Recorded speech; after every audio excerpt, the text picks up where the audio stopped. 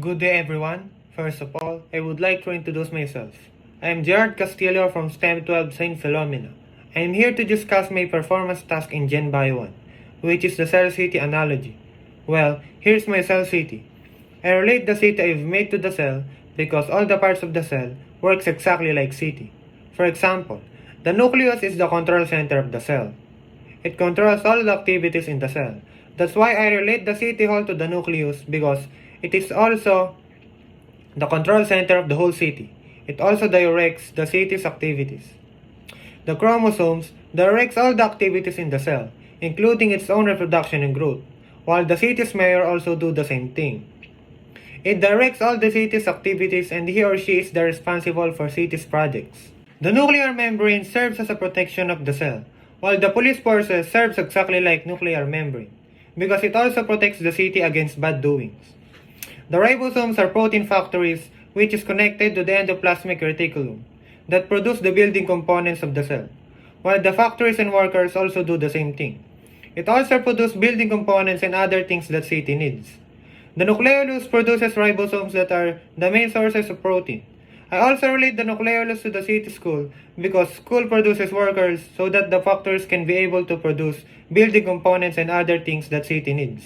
The endoplasmic reticulum is a transport system of the cell that carries materials throughout the cell, while the city's roads and highways are the things can be used to transport materials to be carried anywhere in the city. The Golgi Apparatus receives materials by the Golgi bodies, which transmits them to other parts of the cell. They also release materials outside the cell, while the post office works like Golgi Apparatus because they also receive messages and send it to the person who needs to receive it. The mitochondria produce ATP that serves as cell's food, so that the cell will properly function, while the power plant also works exactly like mitochondria because it makes the raw materials to be an electricity which is necessary to the whole city.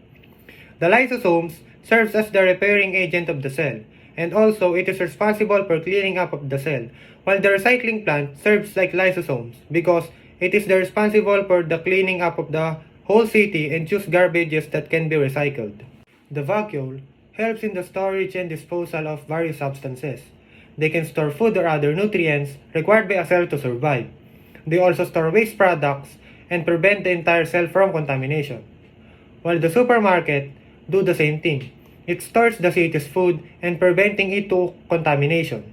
And lastly, the cytoplasm. It is the cell's environment. Thank you for listening to my discussion about my cell city analogy. Stay safe and God bless. Goodbye.